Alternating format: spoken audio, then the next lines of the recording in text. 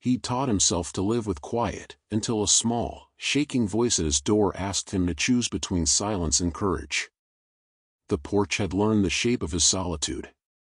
It knew the weight of his boots when he came out after dinner, the measured creak of the rocking chair as he eased himself into the groove worn by 100 other evenings, the sigh he always let out when the cicadas started their chorus and the air cooled enough to soften the day's sharp edges.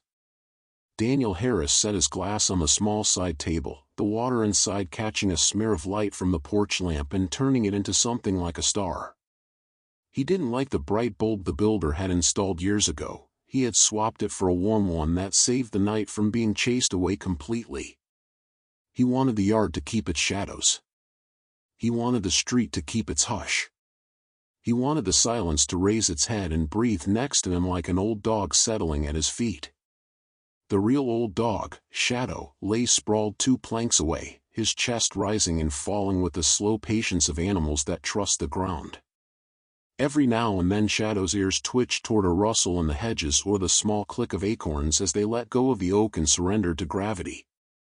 Daniel glanced down, the shepherd's front paws crossed in what always looked, to Daniel, like a soldier at parade rest. "Easy night," Daniel murmured. Shadow's tail thumped once against the wood, not enough to break the quiet, just enough to agree. The house behind him had the faint, clean smell of cedar polish and old books, but out here the air was the scent of cut grass and the thin sweetness carried from the honeysuckle trellis that Mrs. Lane 2 doors down insisted on pruning like it was a grandchild's hair. He could hear her wind chimes reporting on the breeze in a language made of glass. The street itself had gone to bed, no skateboard wheels rattling, no garage bands testing the patience of their neighbors, no coops prowling for a last lap. A single porch light flicked off across the way, and darkness took that place in gently, like a blanket tucked by a careful hand. He had made a ritual of these evenings since Margaret died. The first weeks had been a frenzy of casseroles and cardstock sympathy and people's eyes doing that helpless thing people's eyes did when they wanted to fix what couldn't be touched. Then came the inventory of things, the charity pickup for the clothes, the letters to handle the accounts, the rearranging of the bedrooms so that it looked less like a shrine and more like a room one could sleep in without a throat closing. After the world finished helping and went home, there was the porch, and the habit of sitting on it until the silence softened. Out here, grief didn't bounce off walls and come back to hit you. Out here it simply went out across the yard and sat down somewhere among the stars, and if it returned, it did so featherlight. He took a sip of water. The ice had thinned but not broken. He could feel the cold settle under his tongue. A moth made an errant orbit near the porch light and then lost interest, plunging back into the dark where it belonged. He ran his thumb along the slick sweating rim of the glass, the coolness grounding him. Shadow's head lifted. It wasn't a bark. It wasn't even a whine. The dog's ears went from soft to alert, those perfect triangles turning to take the vector of a sound Daniel had not yet registered. Daniel's hand went still. He had learned to trust the dog more than he trusted any industrial security solution the big box store tried to sell a man of his age. He set the glass down quietly. His eyes followed Shadow's gaze toward the steps. At first, there was nothing new in the dark.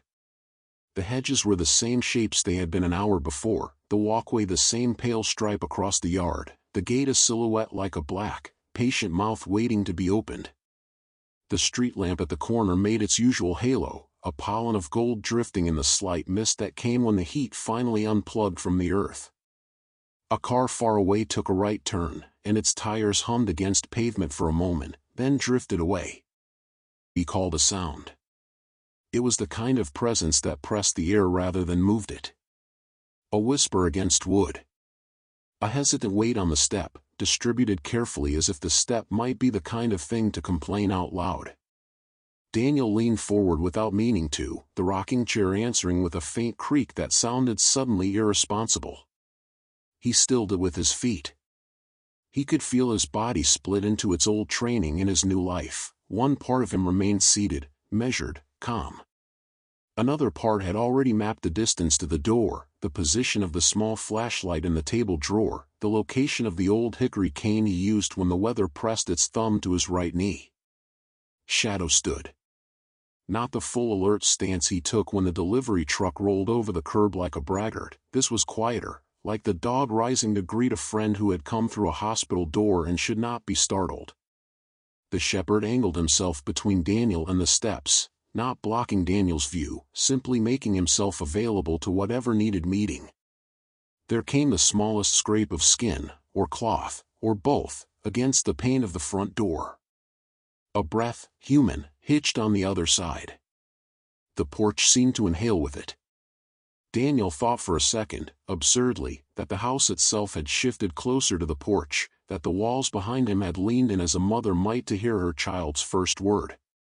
He put a finger down toward Shadow without looking. The dog knew the cue and stayed, silent, present. Please. The word arrived like a leaf blown under a door, light as it was, but impossible to ignore now that it existed inside. He could not yet tell age, gender, anything but fear soldered to exhaustion. Please, open the door. Daniel didn't move for a heartbeat. Memory can be a vicious thing. It sends you messages in moments when you should be entirely in the present. He saw the night Margaret had asked him, smiling and serious at once, to promise he would never let the house become a vault. Promise me, she had said, you'll keep the porch a place where people can come sit and tell you the same stories over and over, because they're the only ones they have left. He had laughed and said he'd try. In the months after she was gone, he had imagined all sorts of strangers arriving to redeem the promise, church ladies lost on the way to a quilting circle, a teenage boy in trouble with a curfew, a neighbor needing to place a call when her battery betrayed her. He had not considered a whisper in the dark that made the hair lift on Shadow's shoulders. He stood. The knee argued, the rest of him declined to listen. Shadow, he said, and the dog's tail wagged once, permission received to follow. Daniel stepped to the door, but not too close. One does not yank open a door on fear and expect anything good from the surprise. He reached for the small lamp dimmer and took it a fraction lower, letting the porch become more of itself, less interrogative. It's all right, he said, and he made his voice what he wished someone had made for him in worse nights. You're on a safe porch. I'm going to speak to you from here, and then I'll open the door if that's what you want. Silence, except for the soft, bitten sound of someone trying not to cry.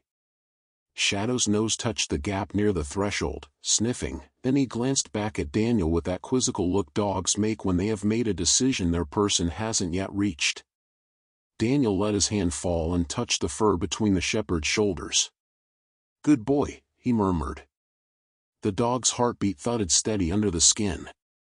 What's your name? Daniel asked, keeping his voice at the volume people use when they read next to sickbeds. No answer. He tried again, rearranging the question. Can you tell me your first name, sweetheart? Or just knock once if you'd rather I didn't ask questions. There was a pause. Then the tiniest tap, more the idea of a knock than the thing itself. He saw a small, pale shape shift in the slim window that flanked the door, a quick eclipse of light by what looked like hair. He remembered that children had hair like that, desiring brushes and braids and stubbornly refusing both. He did not think about the possibility that this could be a trick.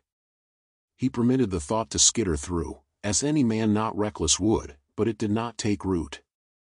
Shadow would have said, in his wordless way, if adult malice pressed its weight on the other side. All right, Daniel said. I'm going to take the chain off. The door will open slowly. My dog is here. He is friendly unless there is a reason not to be. I'm going to step back so I don't scare you. He did as he promised, the muscle memory reliable, chain slid, deadbolt turned, handle tested. The door eased inward a fraction, and the night's breath pressed in. He stepped back 2 paces, palms open, shoulder angled so that his body read as non-threatening. Shadow sat, the picture of a saint awaiting a child's hand. She was small enough that the door's edge made a kind of cliff next to her. Bare feet on the top step, toes pressed like they were trying to dig roots into wood. A cotton dress clung crooked to her shoulders, as if it had been pulled on in a hurry and then lived in too long. Her hair, yes, the pale kind, had found every direction the wind offered and accepted all of them at once. In her left hand, clutched so tightly her knuckles looked like the chalk on pool cues, was a stuffed rabbit missing one ear. The right hand hovered near the door as if it might fly away without her consent. "Hi," Daniel said, and let a small smile come, no teeth, no cheerfulness, just warmth. "You found the right porch. My name is Daniel. This is Shadow." At the sound of his name, the shepherd wagged, a soft sweep that dusted the planks. The girl's eyes, he could see now that they were a storm gray, the color of weather before it decides to rain, fell to the dog and widened. The rabbit sagged a little, as if it, too, had been carrying too much. "Are you hurt?" Daniel asked. She shook her head, then nodded, then seemed to abandon the scale altogether and looked down at her feet. When she lifted her face again, he could see it, the look of a child who had run out of map and chosen him because the porch light was the first star she could reach. "Would you like water?" he asked. "I have water. And a blanket. And if you want, you can sit exactly there on the threshold so you're not inside or outside until you're ready." The offer broke something that needed breaking. Her chin trembled, she pressed her lips together the way children do when they are terrified of the noise their pain might make. She glanced behind her into the yard like the dark had a name. "Please," she whispered again, like she had at first, the word the same leaf, the same draft under a door. "Please, open the door." "It's open," Daniel said gently, taking the second foot back that turns space into safety. "You can come in as far as you like. Shadow will make sure the dark minds its manners." She stepped forward, half a step first, then another that brought one bare foot onto the cool tile just inside. The rabbit rode up with her like a small, tattered lifeboat. Shadow made no move except the smallest lean that put his shoulder under her free hand if she wanted it. She did. Her palm, small, trembling, hot, found the fur and rested as if for the first time that day she had found a surface that did not shift. The porch, having accepted a new shape to the night, said nothing. The house exhaled, the hinges whispered their approval, and the old rocking chair did not dare creak. Daniel held the door with one hand and with the other gestured toward the soft throw folded over the arm of the entryway chair. He watched as the child's eyes searched the room like birds look for a branch. He kept his voice steady, as he might have on a radio in another life. "You're safe. You did the right thing coming here." He did not ask from where. Not yet. Questions are easier to answer after water, after a blanket, after a dog's approval. Behind them, the night kept its counsel. But the silence was not the same. It had shifted from the kind that looks away to the kind that leans in. Somewhere down the block a car door shut, and for the first time since Margaret died, Daniel did not flinch at the unexpected. He had a child to settle and a dog who had chosen already. He took the blanket, draped it over her shoulders, and felt the tremor in her bones give way, not to stillness, but to the slower shiver of coming back. "There you go," he said, and the words, ordinary as chairs and doorways, worked like a password. Only then, as she drew the blanket tighter and looked up at him through hair that had made a wild map of her face, did he ask the smallest of questions that can open the largest of doors. "What should I call you?" Her mouth moved. "Emily," she said, so softly the porch might have kept the secret if it had been asked. Shadow blinked once, slowly, the way dogs do when agreement comes as easily as air. "Okay, Emily," Daniel said. "I'm Daniel. And that," he nodded to the shepherd, "is Shadow. You're safe here." On the porch, the rocking chair finally remembered to breathe and released one quiet creak, as if to mark the moment the silence learned it would never again be the same. The door clicked softly as Daniel nudged it shut, letting the latch settle without the usual firmness. He didn't want the sound to echo. For years, Closing the door had been a routine gesture, thoughtless and simple, but tonight it felt loaded with responsibility, as though the wood itself was no longer just a boundary between indoors and outdoors but a line he had agreed to defend. The living room received them like a sanctuary half-remembered from an old hymn. Lamplight pooled on the oak floorboards, throwing gentle reflections against the spines of books lining the walls. Margaret's quilts, the ones she had insisted on stitching even when her fingers ached from arthritis, still lived draped across the couch and the armchair. They carried her spirit in every square of faded fabric, stitched together like a map of quiet defiance against loneliness. Daniel felt her absence and her presence all at once. Emily lingered just over the threshold, clutching her rabbit so tightly that Daniel could hear the faint squeak of its worn stuffing as she shifted her weight. She didn't yet trust the room, or maybe she didn't trust herself in it. Her eyes, those storm-gray eyes that seemed too old for a child, flicked across the shelves, the window, the quilt on the couch, as though she was checking for traps in every corner. Shadow padded forward, the soft click of his nails against the wood steady and reassuring. He gave Emily a gentle sniff from head to toe, then circled back to Daniel as if reporting, "She's scared, but she belongs here for now." "Easy," Daniel whispered, resting his hand on the dog's broad shoulders. Shadow's warmth transferred through his palm, grounding him.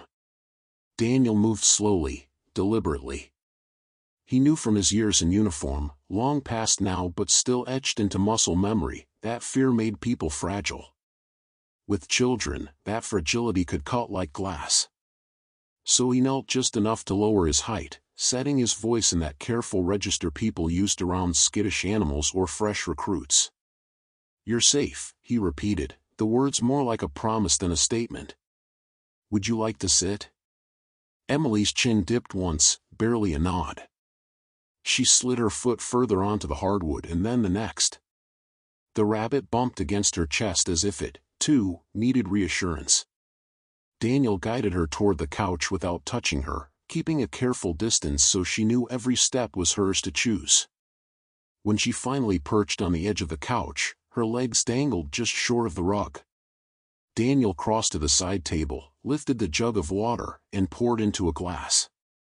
He set it gently on the coffee table in front of her. The sound of water settling into glass filled the silence. "Here," he said, "if you want it. No rush." Emily's eyes tracked the glass like it was both salvation and danger. For a long beat she didn't move, then her small hand crept out, still trembling, and wrapped around the rim. She took the tiniest sip, then another. Color returned faintly to her cheeks. Shadow lay down at her feet, his body angled protectively toward the door. Emily noticed, lowering her hand just enough to let her fingers brush the top of his fur.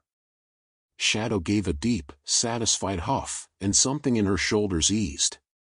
"What's your name?" Daniel asked again softly, though he already knew from the porch. He wanted her to own it. "Emily," she whispered. The sound was steadier this time, less like a secret and more like a statement. "Emily," Daniel repeated, giving the name weight, anchoring it in the air. "That's a good name. My wife used to say names are anchors. You hold on to them when the water gets rough." At the mention of his wife, his chest gave that familiar hollow twist. But he let it pass, focusing on Emily instead. She took another sip, staring at the rabbit. Her lips pressed together as though she wanted to say more but couldn't yet trust the words. Daniel leaned back in his chair, giving her space, but his eyes never left her. He could read the tension in her posture the way he once read maps, the curled toes, the fingers strangling the stuffed rabbit, the darting glances at the windows. She wasn't just tired, she was hunted. "Were you running from something?" he asked, gently, careful not to push. Emily's throat bobbed as she swallowed. She didn't answer. Instead, she hugged the rabbit tighter and shook her head, though the tears pooling in her eyes betrayed her. Daniel didn't press. He had learned long ago that silence sometimes earned more trust than questions. He rose, crossed the room, and fetched one of Margaret's quilts. This one was patched in deep blues and burgundies, the kind of colors that looked like safety. He draped it over Emily's shoulders, careful to let the fabric settle lightly, giving her the choice to shrug it off if she wished. She didn't. She buried her chin in it, breathing in the faint scent of cedar and lavender sachets. Outside, a car door slammed somewhere down the street. The sound wasn't loud, but it cracked the quiet like glass. Emily jumped, her water glass sloshing. Shadow's ears pricked and his head lifted, a low rumble building in his chest. Daniel went still, every sense awake. His old instincts stirred, the kind that measured distance and direction without needing thought. He crossed to the window and pulled the curtain back just enough to peek through the gap. The street was still, empty save for the halo of the corner lamp. A late-night neighbor, maybe. Or maybe not. Emily's wide eyes were locked on him, waiting for his verdict. He let the curtain fall and turned back, softening his expression. Just a car, he lied, though he wasn't sure.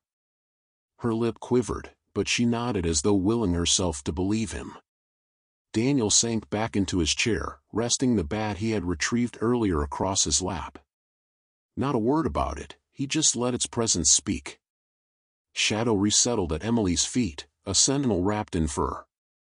The silence stretched, but it wasn't empty anymore. It was charged, like the moment before a storm when the wind holds its breath. Daniel studied the girl again. "Emily," he said quietly, "you don't have to tell me everything. Not tonight. But if you're here because someone's looking for you, I need to know enough to keep you safe." Emily's lips parted. For a heartbeat, he thought she would stay silent. Then she leaned forward, her gray eyes locking onto his with startling intensity. "They'll come back," she whispered, each word like a stone dropped into a well. The room seemed to tilt. The quilt slipped from her shoulder, and Shadow pressed closer, as if he understood the weight of her confession. Daniel's grip tightened on the bat. Whatever she was running from, it wasn't finished. And now, it was at his door. The house had always been a fortress of ordinary things, the old couch with the quilt folded just so, the grandfather clock in the corner that ticked louder at night than during the day, the stack of paperbacks with bookmarks abandoned halfway through. But that night, as the minutes slid into one another, Daniel felt the fortress shrinking. The walls didn't feel as thick. The locks didn't feel as strong. The silence outside wasn't the silence of peace anymore, it was the silence of something holding its breath. Emily hadn't moved far from the couch. The quilt was pulled tight around her shoulders now, nearly swallowing her whole. Only the top of her pale hair and the stuffed rabbit poked out. Her gray eyes never strayed far from the front door. She sat as though she expected it to burst inward at any second. Shadow lay between her and the door, his body stretched out like a drawn bow, muscles taut even in stillness. Daniel sat opposite her, the bat balanced across his knees. It wasn't the weapon of a soldier, not like the rifles and sidearms he'd once carried, but it was enough. More than that, it was something familiar, something that gave his hands purpose. He glanced at Emily. "You're safe here," he said again, though the words felt thinner than before. Her lips moved like she wanted to answer, but no sound came. Instead, she clutched her rabbit tighter and leaned into Shadow's side. The dog shifted slightly, accepting the weight without complaint, his amber eyes locked on the door. The clock ticked. Each second felt like a drop of water on stone. Then came the sound. It was faint at first, like a tire rolling slowly over gravel. Then a car engine hummed low, almost idling. Daniel straightened, his breath catching. He knew that sound, the rhythm of a car that had no business lingering. He rose quietly, moving toward the window.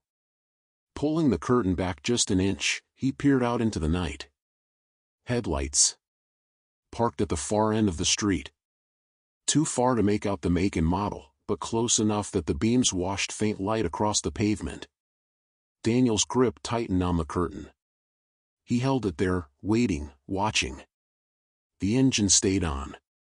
He saw movement, Just a shadow crossing the path of the headlights, quick, like someone shifting in their seat or stepping briefly onto the pavement. Then nothing. Emily's voice broke the silence, barely a whisper.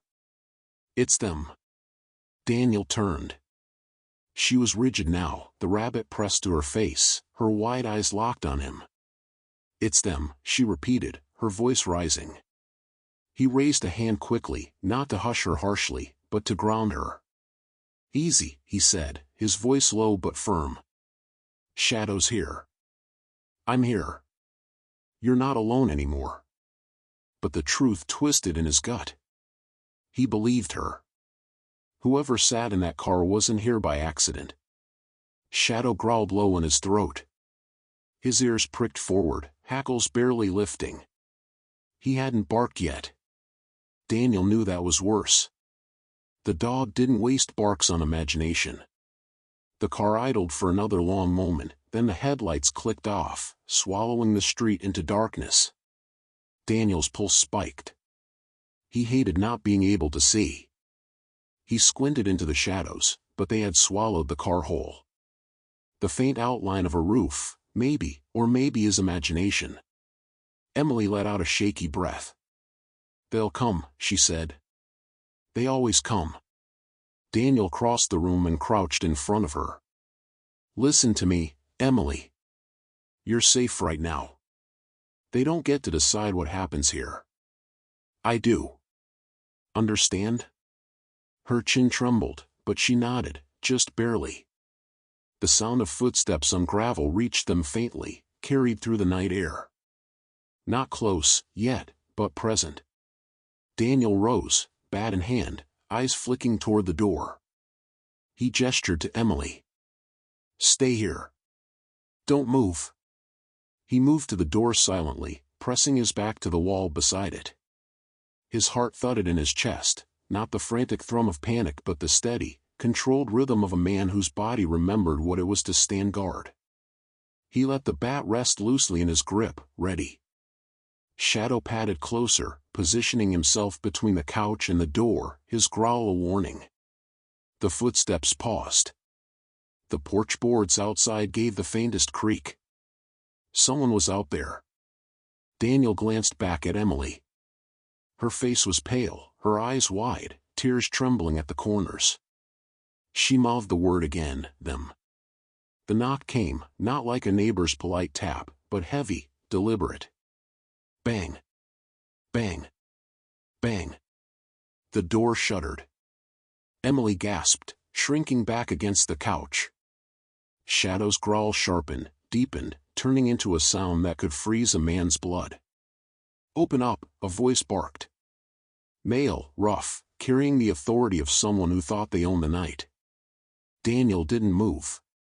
He held his ground, silent, letting the seconds drag. Another slam rattled the door. "We know she's in there."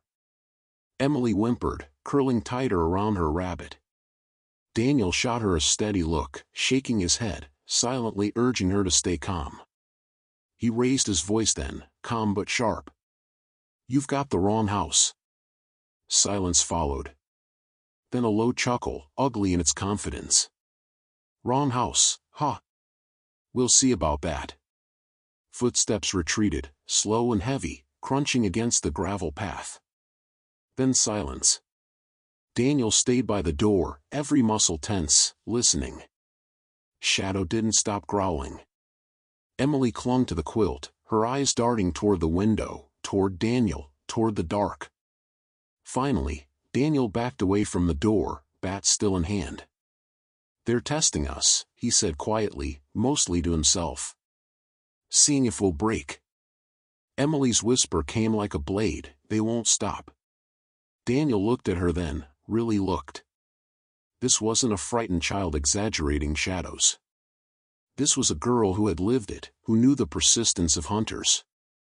He exhaled slowly, steadying himself. He had opened the door to her once. He would not open it to them.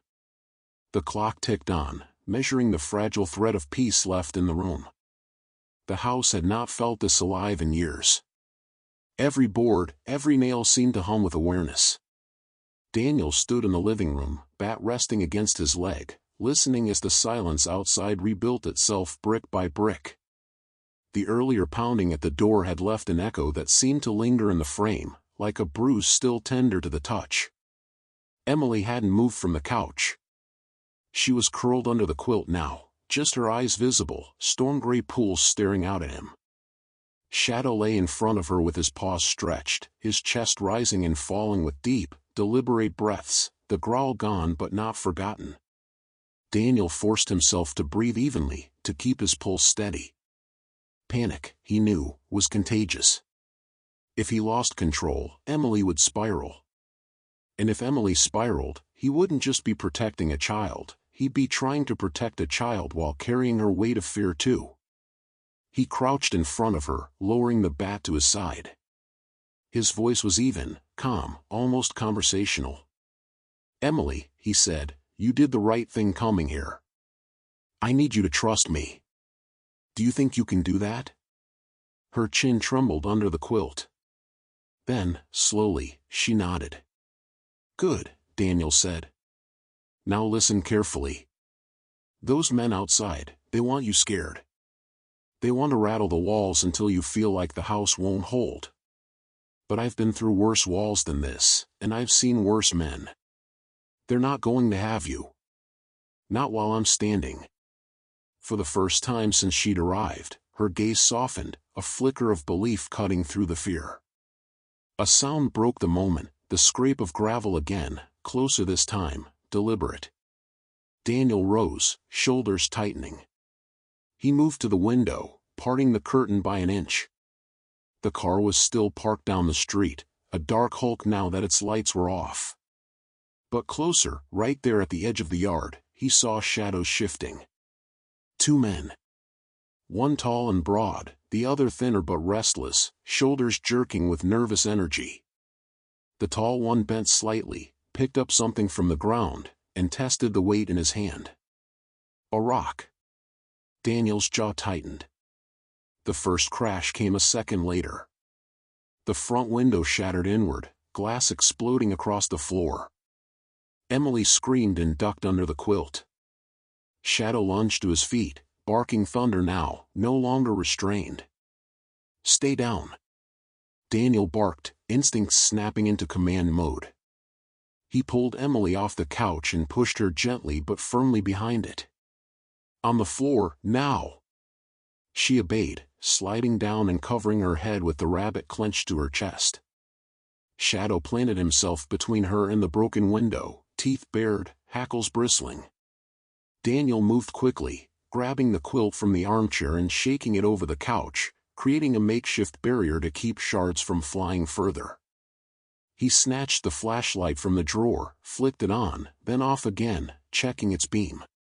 His mind was a map, calculating, one entry point down, door still locked, back exit still secure. Another crash. This time, the side window. Shards tinkled across the hardwood like malicious rain. The thin man's laugh drifted through the hole, ugly and high-pitched. "Won't keep her forever, old man," he shouted. Daniel's hand tightened on the bat. He wanted to shout back, but discipline held him. Noise was a gift to people like that. Better to stay steady, stay in control. Emily's voice came small and broken from behind the couch. They said no one could stop them." Daniel crouched, peering around the couch to look at her. Her cheeks glistened with tears, but her jaw was clenched in a way he recognized, the stubborn hold of a child who wanted to believe in strength, even if she didn't have her own left. "Well," Daniel said, his voice dropping to the steady gravel he'd used years ago when speaking to scared recruits on their first night in hostile territory, "they were wrong." She blinked, the tears stopping mid-track. "They've never met Shadow," he added with the faintest smile. The shepherd growled low, punctuating his point. Emily sniffled, pressing the rabbit to her chest tighter. Daniel rose again, moving toward the door. He checked the lock, the chain, tested the wood. Still solid. He listened. Outside, the crunch of footsteps retreated a little, then stopped. A muttered conversation. He strained to catch it. Not here forever. Police, risk. Wait him out. Daniel's stomach twisted. They weren't leaving. He returned to Emily, crouching down again. Listen to me. They want us rattled. But we're smarter. We're going to outlast them, understand? You don't give people like that what they want, you starve them of it. Her small hand emerged from the quilt and grabbed a fold of his sleeve. Her grip was trembling but firm. Promise? Daniel met her eyes, steady as steel. Promise. Shadow barked suddenly, sharp and loud. Daniel turned his head.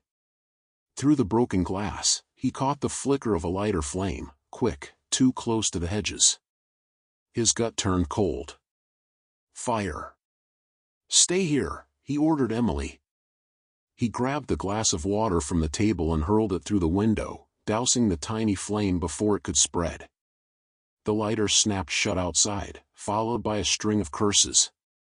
You're making this worse for yourself, old man, the tall one shouted. Daniel's voice was calm, controlled, but it carried. You picked the wrong house. Silence followed. Not peace, just silence, the kind that promises something worse is coming. Daniel returned to Emily, kneeling again. She was shaking, but her eyes were locked on him. They won't stop, she whispered again. He brushed a hand over Shadow's head, grounding himself. Neither will I. The clock ticked on. The fortress of ordinary things had turned into a battlefield. And Daniel knew battles weren't won in minutes. They were endured, inch by inch, through the long night. The air tasted like dust and adrenaline.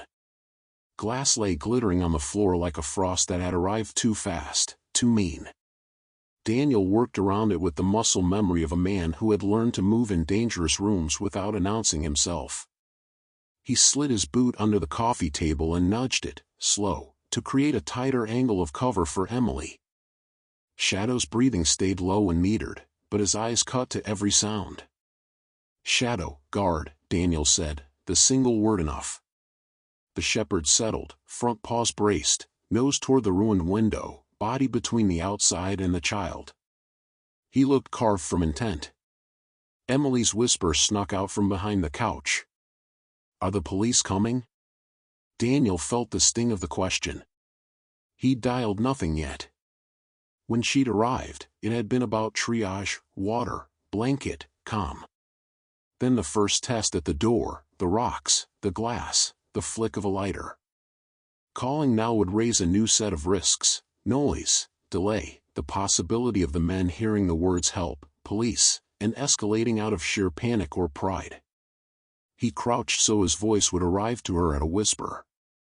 We'll call, he said, but smart. I'm going to the hallway, where the signal's best. You stay put. Shadow's got you. He slid his phone from his pocket and checked the screen brightness, turned all the way down. He engaged the side mute switch, then used his thumb to open the emergency dialer. His hands moved fast and careful, old steadiness returning to inhabit them like an old friend who knew when to come home.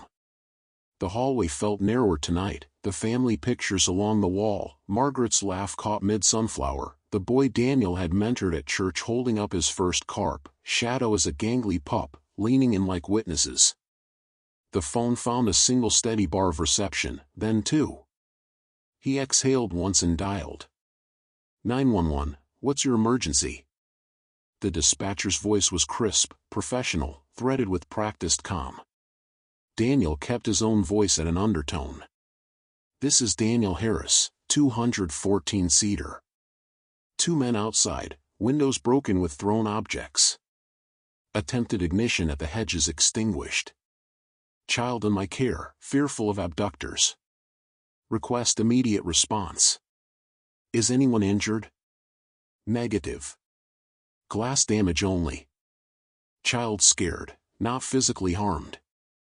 Are the suspects still on scene? Affirmative. Visual on two. One tall, broad. One thin, agitated. Vehicle parked down street with lights off. He heard the keyboard staccato. Units en route. Stay on the line if safe. Copy. I'll keep the line open with mute. If the situation changes, I'll update. Sir, can you secure yourself in a locked interior room? He pictured the layout: living room as forward line, kitchen with a back door that locked but had a window, hall bath with hollow core door, useless, master bedroom with a solid door, small walk-in closet beyond. The closet had a heavy latch he'd added when Margaret had wanted somewhere to stormproof quilts. The latch could be barred with a short piece of oak, still in place behind the closet frame. Yes, he said.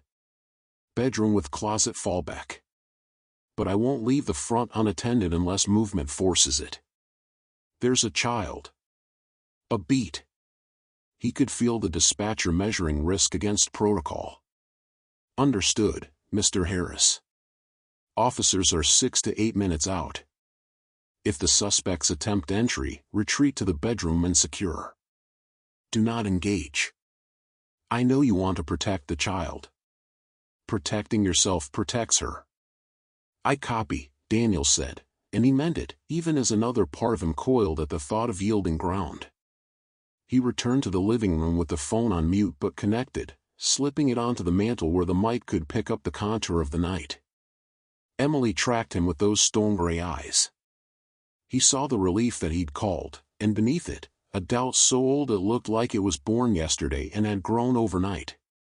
He lowered himself to one knee beside her. Officers are on their way, he said. I need you to listen. If I say nest, you crawl with Shadow to the hallway, turn right into the bedroom, straight into the closet.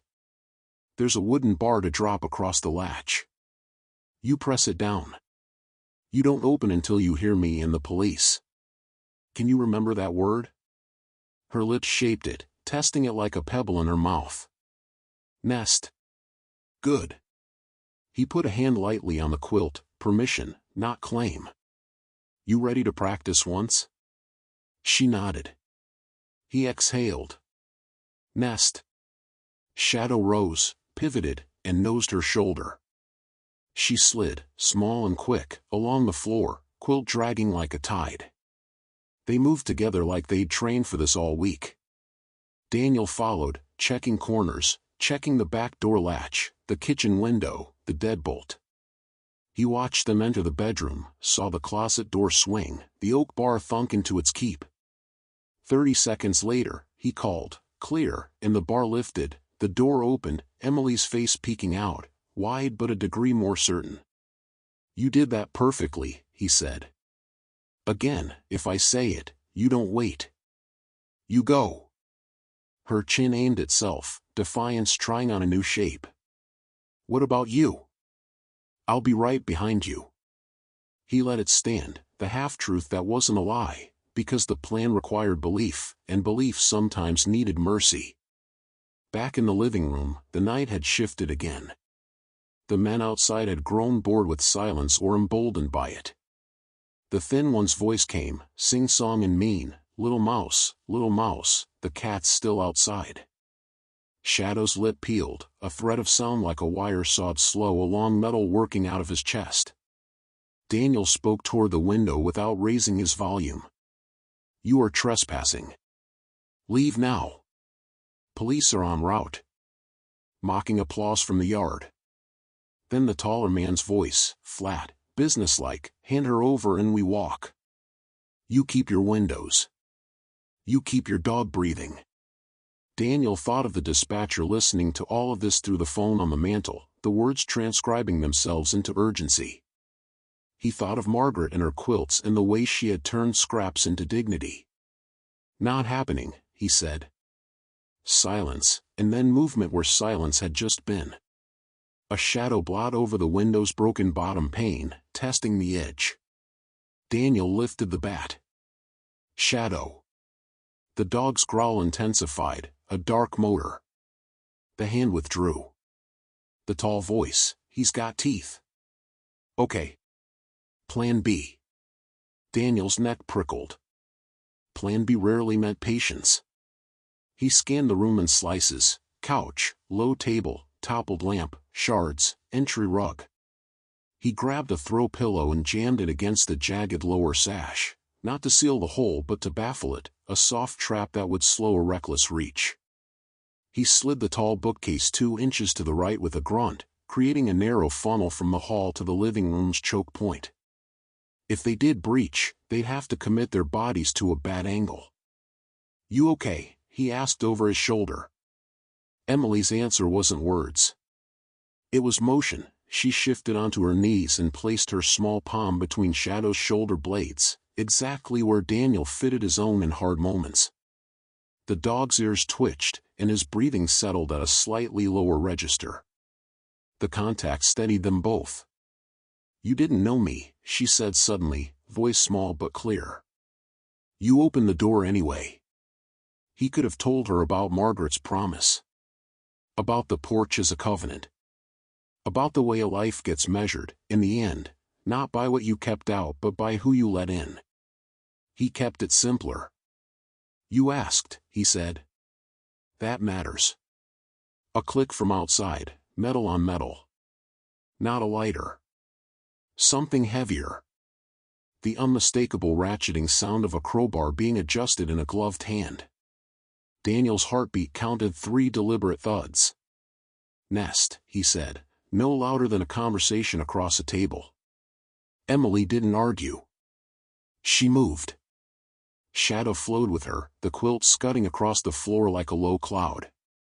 Daniel shadowed them to the hall, watched them break right, watched the closet door receive them, watched the oak bar drop with that satisfying wooden certainty.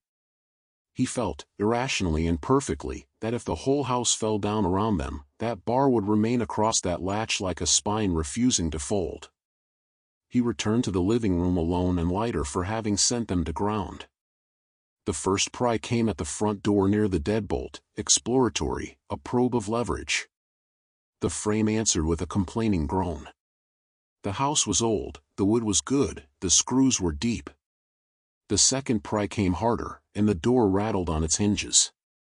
Daniel braced his feet, not to hold the door, he wouldn't win that way, but to be where he needed to be when the calculus changed. "Sir?" The dispatcher's voice, tinny from the mantel, unmuted itself. She must have triggered an override to check in. "Officers are 2 minutes out. Can you retreat to the bedroom now?" He glanced toward the hall, toward the line of sight that would expose his back if he turned it too early. The crowbar bit again. The doorframe cracked, small, but a crack nonetheless. He weighed risk against time against the shape of the man outside in his mind. Then he made the kind of decision a house has to live with. "Moving now," he said. He grabbed the second quilt from the chair and threw it across the floor behind him, a strip of soft overglass for retreat. He kept the bat in his right hand, phone in his left, eyes on the door for as long as he had line of sight. Another wrench. The chain plate screamed. He backed down the hall, breath steady, each step a measured meter of a march he'd hoped never to make again inside his own home. He slipped into the bedroom, swung the door, engaged the lock, and crossed to the closet in 3 long strides. Inside, Emily's eyes were wide but fixed on him. Shadow's tail lifted once, a silent salute. The crowbar struck again, a metallic bark from the front of the house, louder now that a layer of wood stood between them. The bedroom door shivered, shock traveling the frame like a rumor. Daniel slid inside the closet, pulled the door, and dropped the oak bar home with a decisive thunk. The little room was immediately tighter with the 3 of them, the smell of cedar and lavender strong. He knelt, bringing his eyes level with Emily's. "You did perfect," he said. "We hold. Help is almost here." She nodded, and it wasn't the tremor from earlier. It was a nod that knew its job. Shadow pressed against both of them, a warm wall. From the phone, the dispatcher spoke again, voice controlled but warmer now, like a hand on a shoulder. "Units on your street. Stay secured. They'll announce." Outside, a new sound rose, sirens dopplering down, not the wail of warning but the short urgent yelp of arrival. Then the loudspeakers, "Police! Step away from the residence. Hands where we can see them." Emily flinched, then exhaled a long-held breath that sounded like a small bird set free. Daniel closed his eyes for one beat and let the sound of authority he did not have to summon fill the house.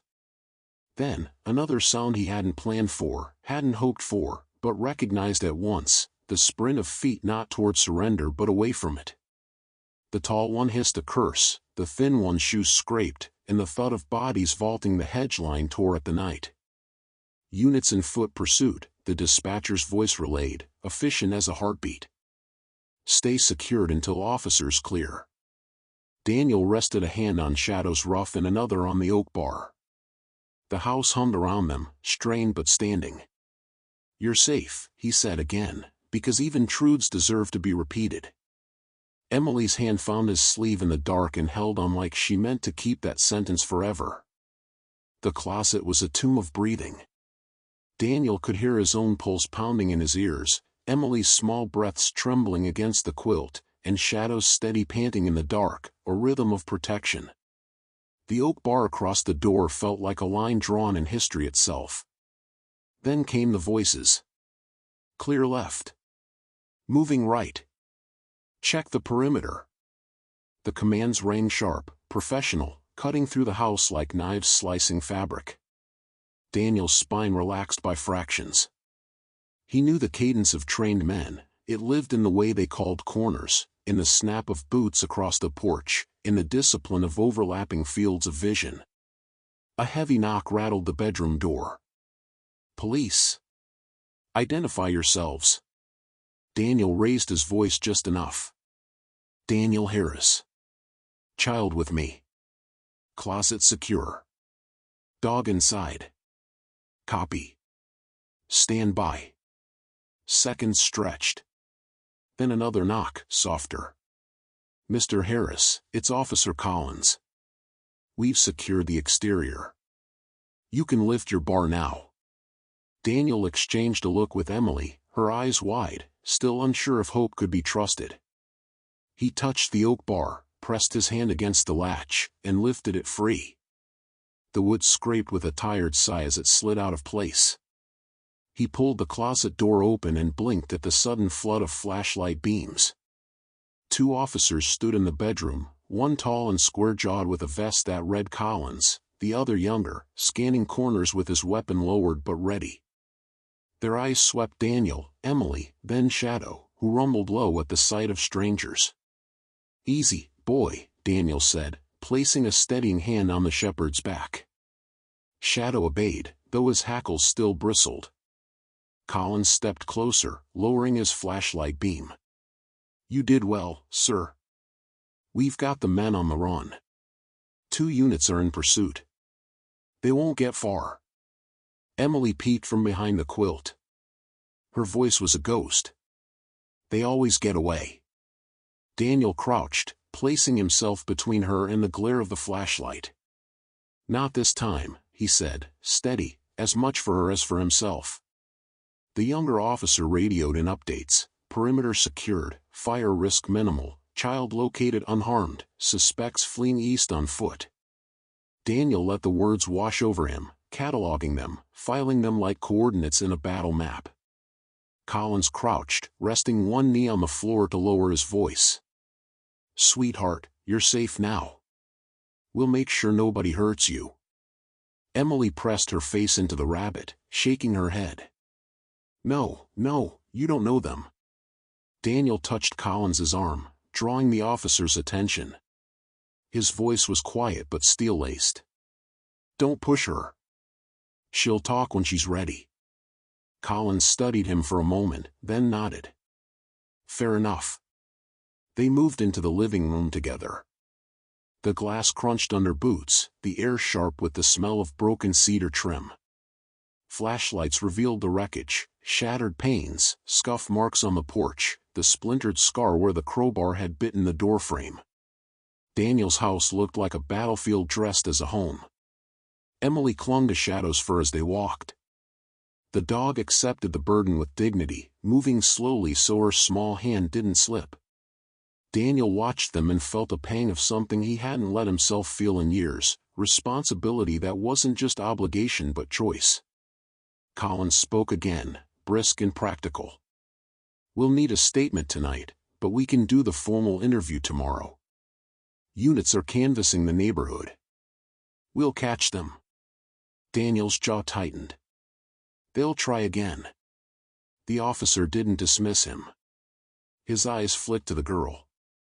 "Maybe. But not tonight." Emily had gone silent again, staring at the jagged hole where the window had been. Daniel guided her gently toward the couch, brushing shards aside with his boot. He spread one of Margaret's quilts across the cushions, a small gesture of normalcy in the chaos. Emily curled onto it, pulling her knees up, rabbit tucked under her chin. Shadow lay beside the couch, head on his paws, his eyes fixed on the broken window like he dared it to open again. The younger officer returned from a sweep. No sign of accelerant beyond the lighter. They were testing, not committing. "We've got K9 units following the scent east." Collins nodded, then turned to Daniel. "We'll station a patrol car outside for the night. You'll have protection until we confirm they're in custody." Daniel inclined his head, grateful but wary.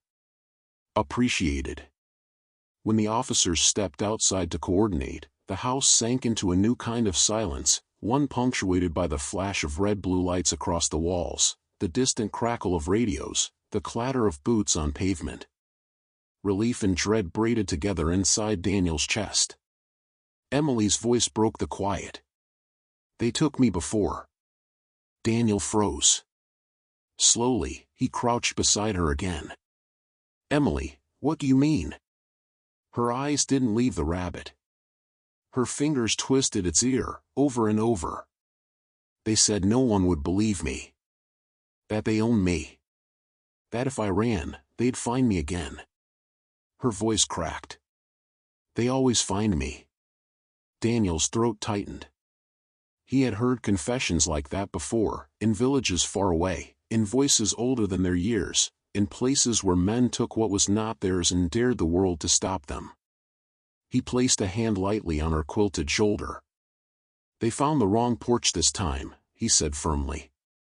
She looked up at him, searching his face for cracks. Finding none, she whispered, "You opened the door." Daniel let the words settle, heavy and holy. He glanced at Shadow, who blinked slowly in agreement. The night dragged on. Officers came and went, their radios buzzing, their reports clipped. Eventually, the patrol car parked at the curb, its engine a steady guardian hum. Daniel brewed coffee, its scent threading through the chaos, and poured a half cup of warm milk for Emily. She drank it slowly, eyes heavy but unwilling to close. When dawn's first pale light crept through the shattered window, Daniel sat on the porch again. The rocking chair creaked beneath him, Shadow stretched at his feet, and Emily, finally asleep, curled beneath Margaret's quilt on the couch inside. The porch was no longer silent. It carried the weight of everything that had happened, of everything that was still coming. The girl's whisper had cracked the night open, and Daniel knew it was only the beginning. The morning arrived in shades of gray and gold. After the chaos of the night, the first fingers of dawn felt like a mercy. Sunlight slipped through the jagged gap where the front window had been, landing across the floorboards and fractured bars. Dust hung in the beams, catching the light like tiny, floating signals of life. Daniel sat on the porch again, not because he was ready to return to ritual, but because his bones demanded air. The rocking chair creaked beneath him, its sound gentler now, like the sigh of an old friend who had survived the night too. Shadow lay at his feet, head lifted, ears twitching at every bird call and rustle of the hedges. The patrol car sat at the curb, its engine off, two officers inside sipping coffee from paper cups. They were there, but their presence didn't erase the tight coil in Daniel's chest. Behind him, inside the house, Emily slept. At least, she had fallen asleep just before dawn, curled on the couch under Margaret's quilt, rabbit tucked beneath her chin. She had clung to the fabric as though it carried magic. Watching her finally drift off had pulled something raw from Daniel's chest, a tenderness he hadn't felt in years. He closed his eyes briefly, breathing in the scent of cut grass carried by the morning breeze. For a moment, he allowed himself to believe the night had been won. Then shadow stiffened. The shepherd rose in one fluid motion, moving to the porch rail. His ears pinned forward, hackles rising. A growl, low and steady, rolled from his chest. Daniel's eyes snapped open. "What is it, boy?" He followed the dog's gaze toward the far end of the street. At first, he saw only morning light painting rooftops and the quiet silhouettes of mailboxes. Then, movement, a flicker of shadow too deliberate to be wind. Two figures, just beyond the patrol car's line of sight, ducking behind a hedge. Daniel's stomach clenched. He rose from the chair, gripping the porch rail. Shadow's growl deepened, his body trembling with tension. The officer in the patrol car must have noticed the dog's reaction, because a door opened, and Collins stepped out, stretching, scanning the street. The figures were gone, swallowed into the green. Collins glanced back at Daniel, offering a nod as if to reassure, "We've got this covered." But Daniel knew better. The hunters weren't finished. He turned back into the house, checking the couch. Emily stirred, rubbing her eyes, blinking at the morning light. She clutched the rabbit tighter. "It's morning?" she asked, voice groggy, small. "Yes," Daniel said, keeping his tone even. "You're safe." Her eyes darted to the window, then the door, then back to him. "Are they gone?" Daniel hesitated, then crouched so he was eye level with her. "They're not here." "That's what matters." Emily's lips pressed together. She studied him with those storm-gray eyes that seemed far too old for her years. After a pause, she whispered, "They'll come back." Daniel wanted to argue, to insist that the police would catch them, that the patrol outside was protection enough. But lying to a child who had lived truth in its darkest form felt like a betrayal. He sighed. "If they do, we'll be ready." Emily lowered her gaze, twisting the rabbit's ear in her hands. "They took me before." The words came like stones dropped into the quiet. Daniel froze, waiting, knowing better than to push. "I was walking home from school," she continued, voice halting, each syllable a battle. A van stopped. "They said they knew my mom. They said she'd sent them. But when I got in, they locked the doors." Her shoulders hunched. "It was dark inside. They laughed when I cried." Daniel's fists clenched at his sides. Rage surged hot and sharp, but he forced it down, burying it under calm for her sake. "You don't have to say more," he said gently. But she did. Her voice broke into fragments. "They kept me. Different places. Houses with boarded windows. They said no one cared. That no one was looking." Her eyes lifted, brimming with tears. "I ran when the door wasn't locked right. I ran and ran until I found your porch." Daniel reached out slowly, resting a hand on her quilted shoulder. "You made it," he said firmly. "You're here now. And you're not alone anymore." She trembled beneath his hand but didn't pull away.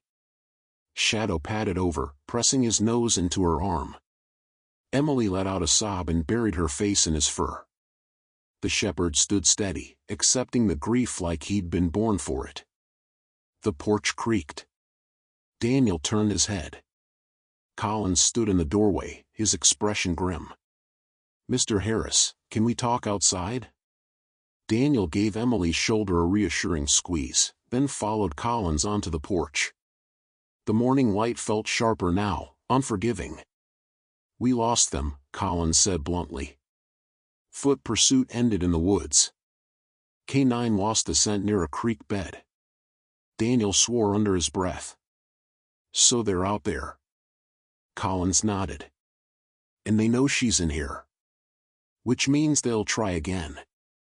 We'll increase patrols, but you need to be prepared for more." Daniel leaned on the porch rail, staring out at the street.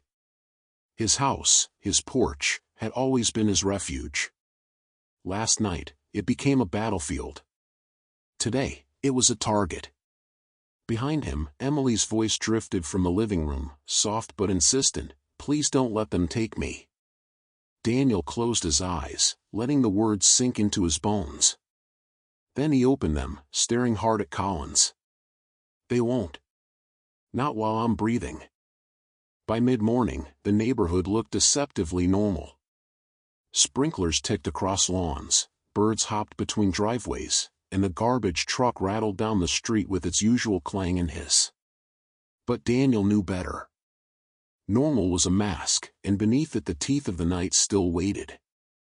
Inside his house, the signs of war lingered, shattered glass across the floor swept into dull piles, plywood nailed over the windows by a pair of officers before they left, scorch marks blackening the porch rail where the lighter flame had nearly caught.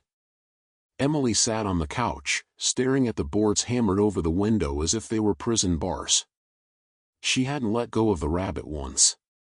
Shadow paced the room, restless, tail stiff, ears swiveling toward sounds Daniel couldn't yet hear. The shepherd's instincts had been right every time before. Daniel trusted him more than any siren. Collins had checked in once before leaving the patrol car out front. "We'll rotate shifts," he'd said. "Someone will always be near." But Daniel knew police resources stretched thin. They couldn't watch every hour, every angle. The attackers only needed one gap. He set down his coffee mug and moved to the hallway closet. The old trunk inside hadn't been opened in years. His hands hesitated over the brass clasp before snapping it open. Inside lay the relics of a life he thought he'd left behind, a field jacket, still smelling faintly of earth and smoke, a pair of boots worn smooth at the heels, and a canvas bag filled with tools that weren't meant for gardening. He pulled out the heavy flashlight, the folding knife, and the coiled rope. Not weapons in the conventional sense, but survival was about improvisation. He set them on the table with a deliberation Emily couldn't mistake. Her eyes tracked him nervously. "What are you doing?" "Making sure this house holds," Daniel said. He forced a small smile. "Sometimes you've got to help the walls remember what they're built for." Emily hugged the rabbit tighter. "They'll find a way in. They always do." Daniel crouched in front of her, resting a hand on Shadow's broad back. "Maybe before. But not here. Not with us." Her gaze flicked to Shadow, who stood tall beside him, chest out, eyes alert. The dog seemed to confirm his words. Emily's lip trembled, but she nodded faintly. Daniel went to work. He moved room by room, reinforcing the house's vulnerabilities. He slid heavy furniture against doors that weren't immediately needed, wedged chairs under handles, and tested every window latch twice.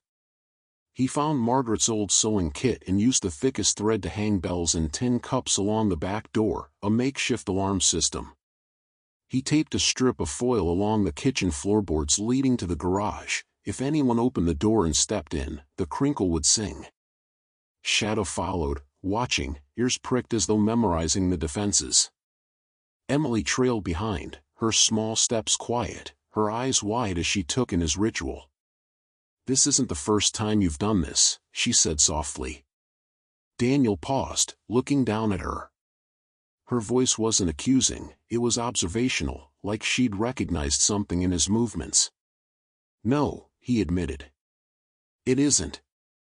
Emily hesitated, then asked the question she'd been holding since the night began. "Were you a soldier?" The word carried reverence and fear in equal measure. Daniel nodded slowly. "A long time ago." She studied him, then whispered, "That's why you opened the door." "You knew." Daniel's throat tightened. He didn't answer, just brushed a hand over Shadow's head and continued the circuit. By afternoon, the house looked less like a home and more like a stronghold. Emily sat cross-legged on the couch, watching him with something close to awe. But beneath it, fear still gnawed at her. She spoke suddenly, voice low. They aren't just two. There are more. A group. Daniel froze. How many? She shook her head. I don't know. I heard them talk. They said they'd trade me. That people pay. Her voice cracked, dropping to a whisper. They said no one would stop them. Daniel's hands clenched into fists. He forced his tone steady. They were wrong. Emily's eyes searched his face. You don't sound afraid. I am, Daniel admitted.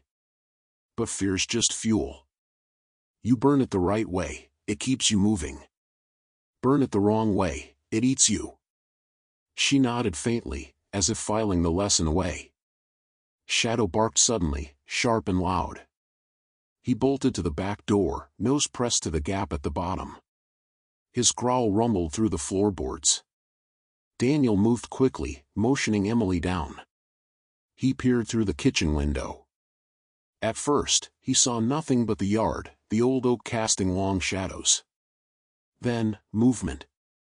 A figure slipping between hedges, crouched low, watching the house. Daniel's blood went cold. The figure wasn't alone. Another shifted near the fence line, almost invisible against the brush. They're back, Daniel whispered.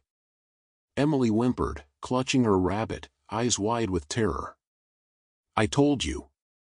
Daniel pressed a finger to his lips, silencing her gently. He crouched, beckoning Shadow back. The shepherd obeyed reluctantly, though his eyes never left the window. The figures didn't approach. Not yet. They lingered, testing, measuring. One raised a phone, snapping a picture of the house, then ducked out of sight. Daniel's jaw tightened. They weren't just attackers anymore, they were scouts. He moved back into the living room, kneeling in front of Emily again. Listen to me, he said firmly. You are not theirs. Not now, not ever again. They're trying to scare us. But we're going to hold. Her tears spilled over, but she nodded, pressing her face into Shadow's fur again. The dog stood steady, unyielding, his eyes burning toward the window like fire. The house had become a fortress, but Daniel knew a fortress was only as strong as the will inside it. And tonight, they'd test both. Evening came on like a slow tide, the kind that looked gentle from a distance and pulled hard when it reached your ankles. The plywood over the windows turned the living room into a dim, amber cave, lamps pooled light on quilts and books while the rest of the house waited in a hush. Daniel had finished his second sweep, latches checked, chair legs wedged, bells and foil tuned to whisper any trespass. Shadow traced the perimeter a final time and returned to the couch, where Emily sat tucked beneath Margaret's quilt like a small island of determination. Status? Daniel half murmured, the old habit sneaking out, half a joke for himself, half a ritual. Shadow answered with a soft chuff and a look toward the back of the house. Emily's eyes followed the dog. He hears things I don't. He always has, Daniel said. That's why he's in charge of the dark. I just signed the paperwork. A corner of her mouth twitched, the first hint of a smile since dawn. It lasted a second, then slipped away as a new sound threaded the air, the distant hum of an engine, low and measured, like someone easing a vehicle along without wanting to be noticed. Daniel set his coffee down. The patrol car had rotated off half an hour ago, promising a new unit in 15. He had not said out loud that the timing left a seam. Emily watched his face anyway and knew. Nest, she whispered, already gripping the rabbit. Not yet, he said. We hold our ground until we don't. He rose, feeling the old economy return to his limbs. Remember, if I say it, you don't argue. She nodded once, jaw set. Shadow lifted to a stand and flowed to the hall. The engine's hum died. Silence pressed against the boards of the house. Then a chorus of softer sounds arrived, scattered and wrong. A gate latch nudged and relatched, a hedge brushed by something larger than wind, a faint metallic click from the side yard, the kind of sound cables make when lifted and set down. Daniel crossed to the kitchen and eased the curtain up a finger width. The night was a layered thing now, silhouettes stitched together, the fence line like a black ruler, the oak a hulking shoulder, the slab of the old shed hunched near the back corner. He saw movement near the shed, 2 shapes, then 3. Another at the fence, low and patient. They weren't the frantic pair from last night. They were more. They were organized. He let the curtain fall. His mind mapped points and distances, front door, side gate, kitchen window, garage entry, each a mouth that could be forced to speak. He returned to the living room and knelt, eye level with Emily. "Okay," he said. "They brought friends. That means they'll try to make noise in one place and slip at another. You and Shadow go on my word, not theirs. You'll hear the bells before I do. If they sing, you move. You do not wait for me to say nest if the bells sing. Do you understand?" Her eyes widened. "But..." "Say it," he urged, voice steady but unyielding. "I understand," she whispered. He touched the quilt near her shoulder, a brief anchor. "Good." A thump sounded at the side of the house, wood against wood. Another followed near the back. A third, smaller, like a testing tap, touched the front door. The men outside were mapping the interior by listening to it respond, a tactic Daniel knew, hated, and was grateful to recognize. He held still, refusing to give them any sound to measure. The bells by the back door jangled once, soft, uncertain. Shadow's head snapped to the kitchen, body coiling. Another brush, closer, made the foil in the mudroom hiss. Then a new sound came from the hall, a delicate crackle like dry leaves. Daniel's eyes found the strip he'd laid there earlier, no movement. The noise had come from elsewhere.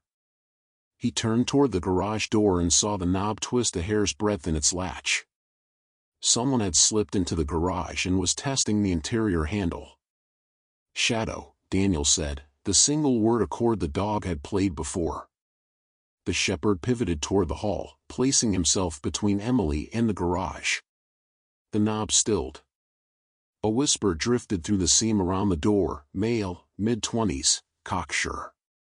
"Quiet," it hissed to someone else. "The old man's got a mutt." Shadow's lip lifted, a clean white line of teeth in lamplight. Emily's breath quickened. Daniel raised a hand, palm down, easy. He moved to the mantel and unmuted the still open line to dispatch, speaking low. "Multiple suspects. Attempting entries at 3 points. I need immediate units in K9. They're organized." "Copy, Mr. Harris," the dispatcher answered, voice tight.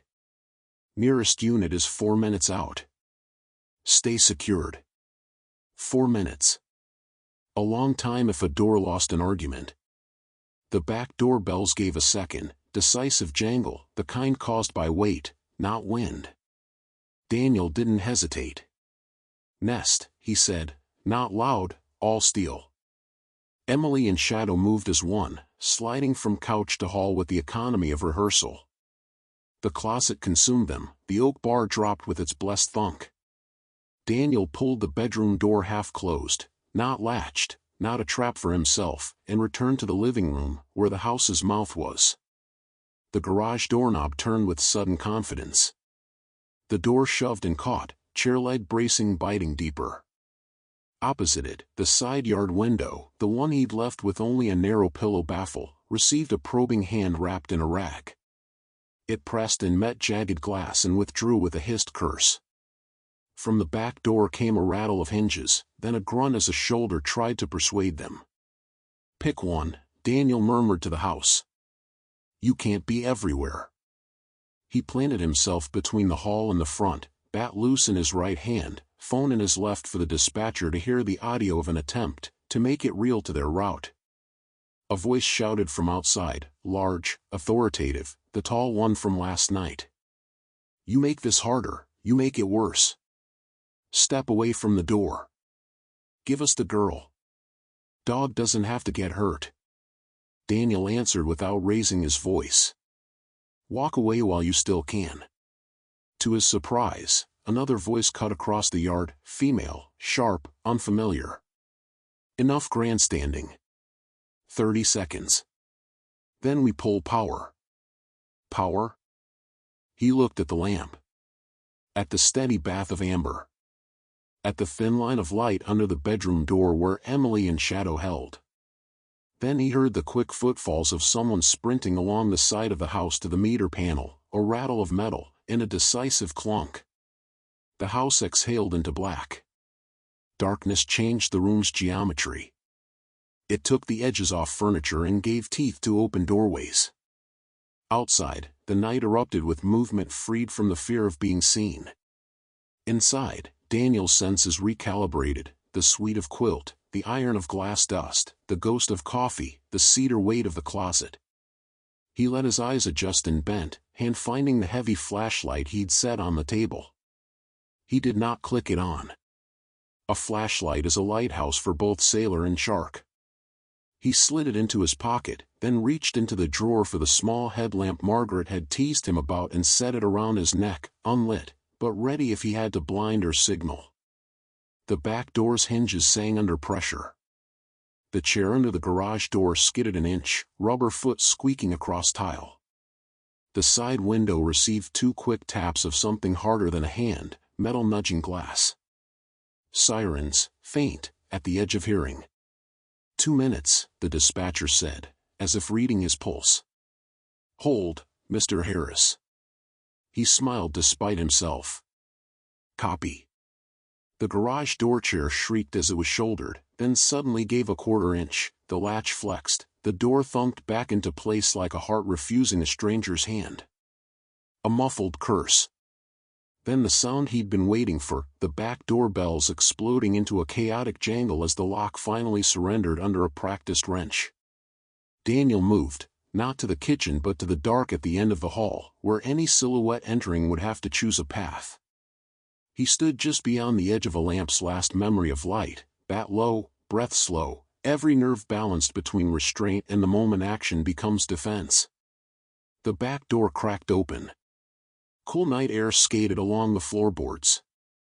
A shadow slid inside, low, cautious, a man who'd done this before. Another followed, taller, bolder. They paused, letting eyes adjust, listening to the house speak. It said nothing. "Good house."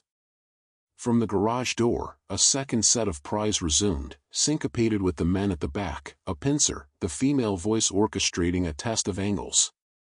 "Now," she hissed from outside, and the 2 men moved forward. The first shadow stepped on the foil-lined strip Daniel had taped in the kitchen.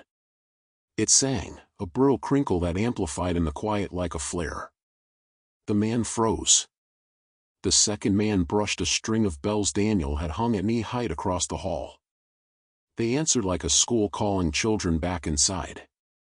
Daniel clicked the headlamp on for 1/2 second, a white burst directly into the men's retinas. They recoiled, hands up, instincts betraying them. He stepped into that flinch, bat rising in a clean arc, not to crush, but to command space, slamming the bat against the doorframe beside the first man's head with a cracking report that announced, "Line drawn." "Police are on scene," he said, voice full, unshaking, projecting down the hall. "You are done." As if cued, sirens surged loud, tires bit pavement, and the front yard exploded with orders, "Sheriff's office. Hands visible. Down now." The taller man swore and lunged, not toward Daniel, but toward the hall leading to the bedroom. Daniel pivoted, blocking with the bat, the wood thudding into the man's shoulder, turning him. The shorter man reached for Daniel's wrist. Daniel twisted, breaking contact, and drove the bat's handle into the man's ribs, enough to take wind, not enough to break. "Shadow," he barked, a single permission. The closet bar clacked, no, held, but the shepherd had already learned the new playbook.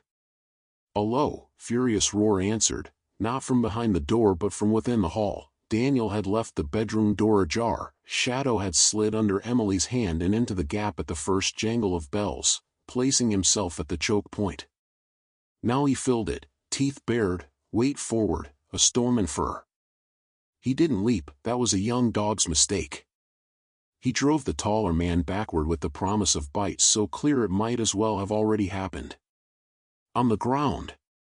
Hands out. The officer's commands punched through walls.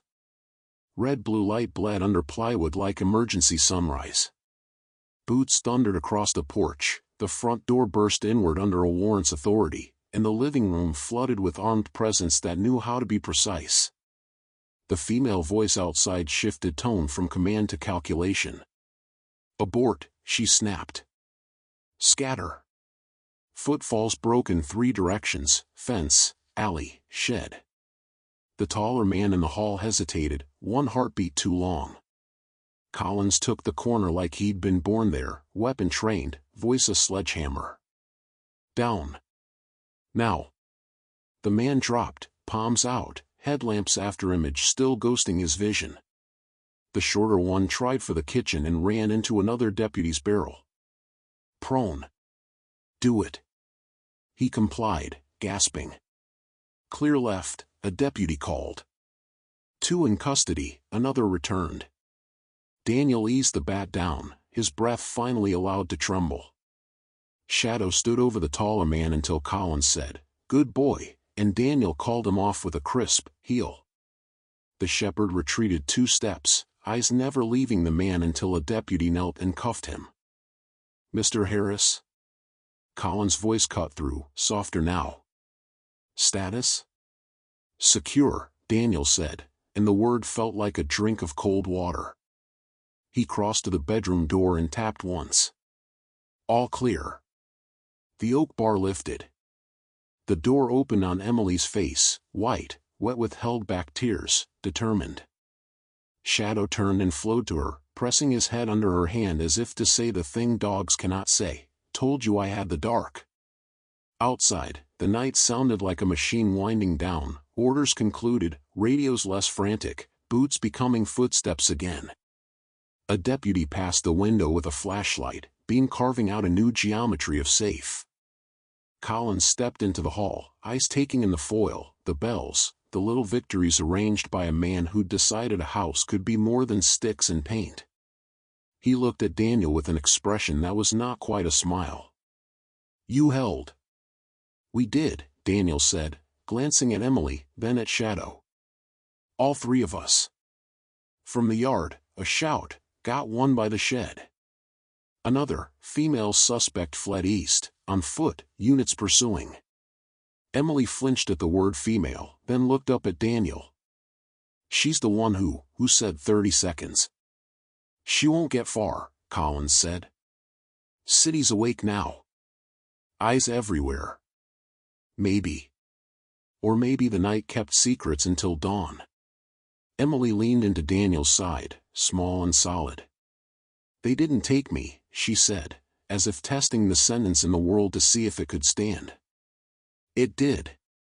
"No," Daniel said, voice low and sure. "They didn't." Somewhere in the house, the old clock remembered its job and began to tick again. With each second, the room felt less like a battlefield and more like a place where battle had been refused. Daniel let his hand rest on the closet door's oak bar, grateful for wood and planning and the stubbornness of a promise.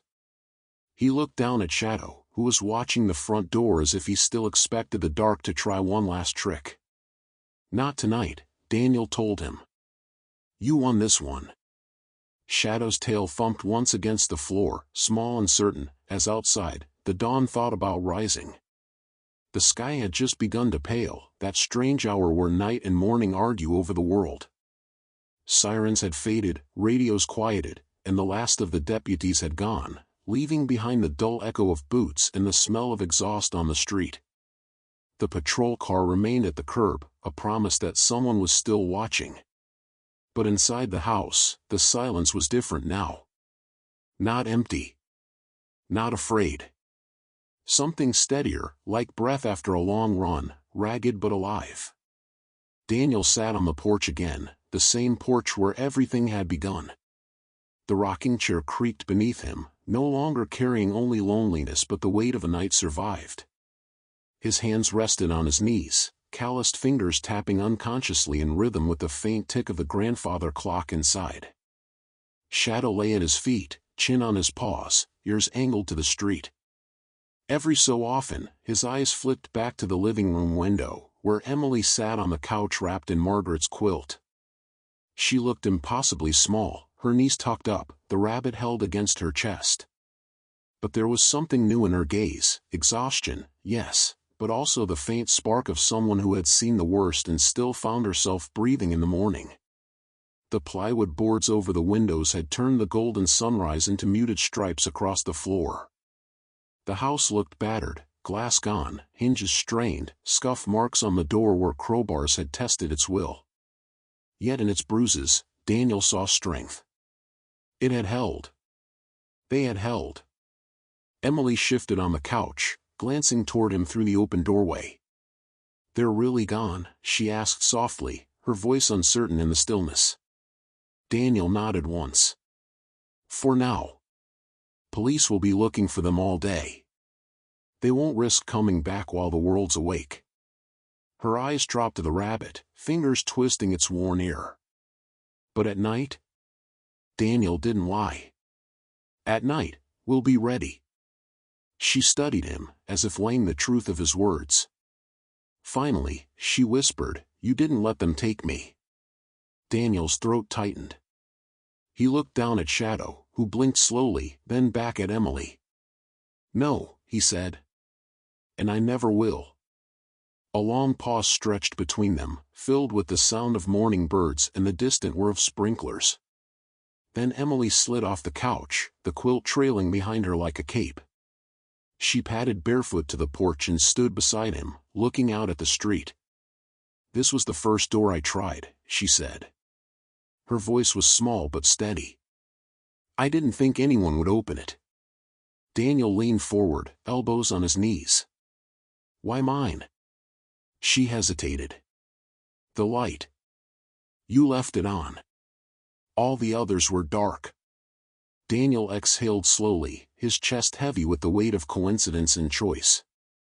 Margaret's words from years ago returned to him, "Promise me you'll keep the porch a place where people can come sit and tell you the same stories over and over, because they're the only ones they have left." He hadn't thought the promise would matter in this way, at this hour. But it had. "You did the hardest thing," he said finally. "You asked." Emily's lip trembled, but she nodded. She leaned against the porch rail, her small hand brushing Shadow's fur. The shepherd lifted his head, pressing closer, his loyalty absolute. The patrol car engine rumbled briefly, a reminder that the world outside was still watching. Collins stepped out, stretching in the cool morning air. He gave Daniel a nod across the yard, an unspoken agreement, "We're here, but we know you're carrying this too." Emily turned to Daniel. "What happens now?"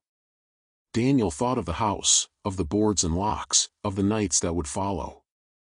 He thought of the group that hunted her, still out there. He thought of Margaret's quilts, patched together from scraps, and how they had warned a girl who had nearly been lost. "Now," he said slowly, "we build more walls. We make the house stronger. And we wait for the police to do their part." He paused, then added, softer, "And we keep the light on." Emily tilted her head, puzzled. "Why?" "Because someone else might need it," Daniel said. She studied him for a moment, then nodded. She climbed onto the porch step beside him, the quilt pooling around her. For the first time, she let her shoulder rest against his arm. Shadow shifted to press against her legs, completing the circle. The porch, once silent, now carried new sounds, the hum of a patrol car, the sigh of a dog, the steady breathing of a child who had found something she thought didn't exist anymore, safety. Daniel leaned back in the chair, letting the warmth of the morning wash over him. He knew the fight wasn't finished. The night would return, and with it, shadows that thought themselves invincible. But for now, the sun was up, and the girl was still here. Her whisper broke the silence, soft but certain. "Thank you, for opening the door." Daniel closed his eyes briefly, the words settling into him like a vow renewed. He opened them again, gaze steady on the horizon. "Always," he said. The rocking chair creaked, Shadow's tail thumped once against the porch, and the day began, not with silence, but with the fragile, powerful sound of hope.